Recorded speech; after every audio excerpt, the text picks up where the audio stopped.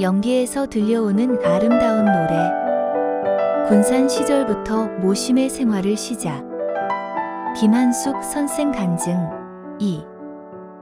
구독, 좋아요는 많은 힘이 됩니다. 여러분의 가정에 하늘 부모님의 축복이 있기를 바랍니다. 그 후 나도 상경하여 고 유효원 전 협회장의 강의를 3번 반복하여 들어보니 지금까지 풀리지 않았던 성서의 난문제가 모두 풀리기 시작했습니다. 그때 가장 감명 깊은 내용은 재림론이었습니다. 기독교도의 유일한 소원은 다시 오시는 주님을 맞이하는 것인데 지금 한국에 그분이 오신다는 꿈을 꾸고 있는 것 같았습니다. 이 진리가 정말이라면 나는 무엇을 주저하는가 하고 결심을 하고 돌아와 남편과 상담하여 입회원서를 제출했습니다. 서울의 오빠는 성일에는 반드시 문 선생님의 설교 말씀을 기술하여 나에게 보내주어서 나는 집에 있으면서 설교 말씀의 은혜를 받을 수 있었습니다. 지금 생각해보면 초창기에는 한 사람을 전도하는데도 온갖 정성을 다했습니다. 그 무렵 문 선생님은 전주에 자주 가셨는데 그때마다 오빠는 전보로 알려주었습니다. 그때는 군산에 교회가 없어서 군산에서 전주까지 120리를 우리는 아침부터 몸 마음을 정결케 하여 전주로 가서 아버님의 예배에 참가했습니다. 전주교회는 일본식 가옥으로 2층 집이었습니다. 거기서 아버님은 낡은 점퍼를 입고 계셨고 울면서 설교를 하셨습니다. 선생님이 우시니 식구들도 같이 울었고 그러는 가운데 눈물바다가 되는 역사가 일어났습니다. 식구들의 몸이 공중으로 들러 올라가고 입으로는 방언을 하고 또 어디선가 영계의 아름다운 노래가 들려왔습니다. 마치 마가의 다락방의 성서에 역사를 연상시키는 것 같았습니다. 설교는 보통 2시간 이상 계속되었는데 말 그대로 은혜의 연속이었습니다. 설교가 끝나자 아버님은 상의까지 흠뻑 땀에 젖었습니다. 그렇게 초창기에는 성서의 은혜가 대단히 많았습니다. 뜻을 알고 보면 말씀을 전할 수밖에 없는 것은 누구든 그렇지만 나도 예외는 아니었습니다. 그래서 주로 군내의 간호학생들을 대상으로 말씀을 전했습니다.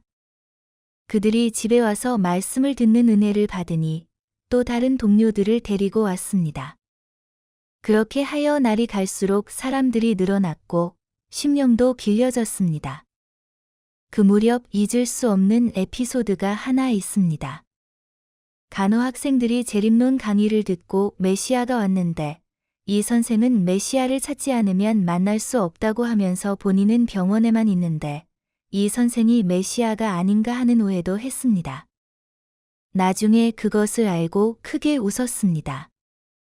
또 이화여자대학을 퇴직당한 고 한충화 선생도 역시 같은 체험을 하셨다고 합니다. 한 선생을 메시아다고 하는 사람이 있어서 여성이 예수님의 재림자가 될 수 있는가 하고 답변했다고 합니다.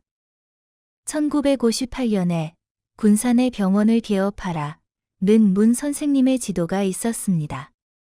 그래서 이 선생은 당시 김상철 선생이 서울로 이사하여 군산에 있는 자택을 교회에 바쳤는데 인해과 라는 간판을 걸고 개업했습니다. 그 집은 2층에 방이 2개 있어서 하나는 문 선생님의 방으로 결정했습니다. 얼마 후 교회 간판도 걸었습니다. 그러자 인해과에 가면 1층에서 치료를 받으면 그 다음에 2층에 데리고 가서 전도당한다 하는 소문이 퍼졌습니다.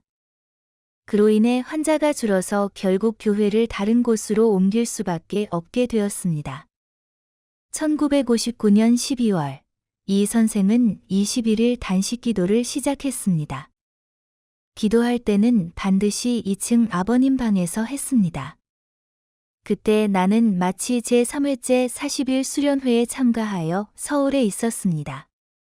이 선생의 말로는 21일째의 마지막 날 밤 12시에 죽과 고기를 먹으려 했는데 고기가 죄인인 당신이 나를 먹을 자격이 있나? 라고 한 것 같습니다. 또 그 소리와 더불어 에덴 동산, 노아, 아브라함, 모세, 예수님, 문 선생님 등의 환상이 연이어 나타나 한참 보고 있으니 그 광경이 너무나 불쌍하여 통곡했다고 합니다.